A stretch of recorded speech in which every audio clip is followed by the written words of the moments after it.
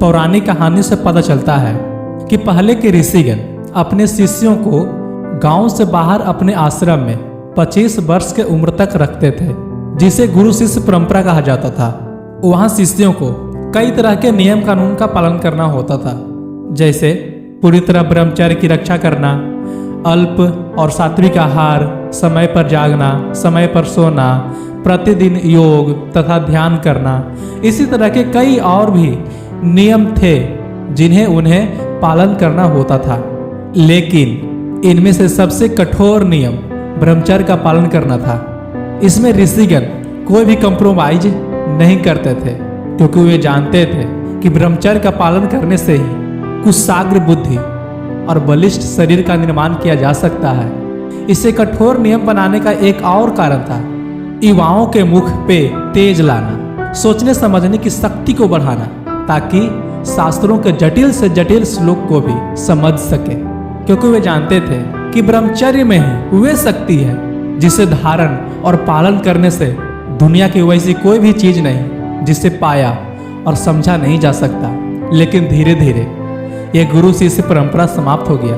ये कब, किसने और क्यों किया, इस पे हम किसी अन्य वीडियो में अवश्य बात करेंगे। लेकिन यहाँ समझने वाली बात यह है कि इसका कितना प्रतिकूल प्रभाव हमारे समाज और देश पर पड़ा है।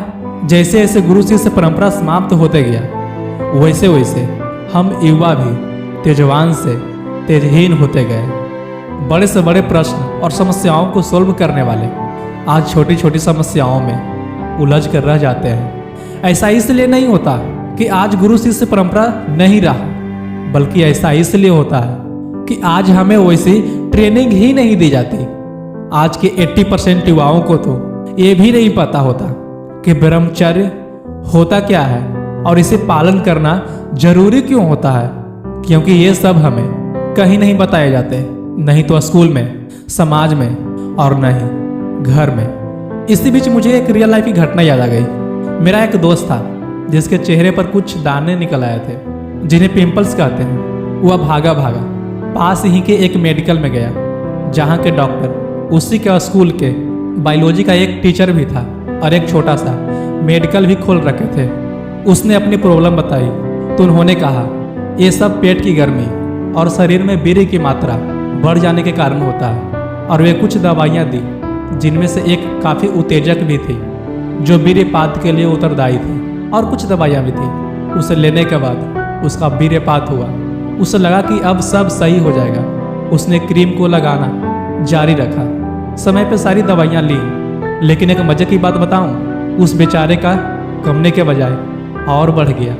अब मैं उन डॉक्टर्स और टीचर्स को मैं क्या कहूँ, जिस देश में गुरु को भगवान से भी ऊंचा माना जाता है और डॉक्टर्स को भगवान का दर्जा दिया जाता है, उसी देश में टीचर और डॉक्टर के ये सब कारनामे को देखकर यार दुख होता है। खैर, आप एक बात याद रखो, वीर्य ही इस शरीर का सुरक्षा कवच है। यदि इस शरीर का राजा आत्मा है तो इसकी सेना ये वीर्य है, और जब सेना ही नहीं रहेगी तो फिर राजा का अस्तित्व ही कहाँ। ये हमें कई बीमारियों तथा कीटाणुओं से सुरक्षा करता है, आत्मबल बढ़ाता है, आत्मविश्वासी बनाता है, निडर बनाता है, तेजवान, बुद्धिमान और प्रज्ञावान बनाता है। बिना इसके हम ये सब बनने की कल्पना तक नहीं कर सकते। स्वामी विवेकानंद ने कहा था, सफल होने के लिए ये 3 बातों को ध्यान में रखना होगा। पहला, जीवन को उद्देश्यों से भर लो, यानी जीने का एक मकसद बनाओ, लाइफ का एक गोल बना। दूसरा, ब्रह्मचर्य की रक्षा करो। और तीसरा, खुद पर अनंत विश्वास रखो। ये मत सोचो कि आगे क्या होगा, बस कर्म क्षेत्र में कूद पड़ो। तो हमें समझना होगा कि आखिर स्वामी विवेकानंद ने भी ब्रह्मचर्य की रक्षा पर इतना जोर क्यों दिया, क्योंकि बिना इसके हम में खुद पर अनंत विश्वास करने की क्षमता नहीं आ सकती। कर्म भूमि में उतरना और अपने गोल को अचीव करना, ये सभी एक वीर्यवान ही कर सकता है। बिना इसके हम इस धरा पे पशुवत विचरण करेंगे, जिनमें नहीं तो तेज होगा और न ही कुछ करने का साहस। निरुद्देश्य यूं ही भटकन खाते रहेंगे। तो आई होप कि ब्रह्मचर्य की रक्षा क्यों आवश्यक है ये आपको समझ में आ गया होगा, और आशा भी करते हैं कि आप इसका पालन भी करोगे। फिर मिलते हैं किसी नई वीडियो में किसी नए टॉपिक के साथ। तब तक के लिए बाय।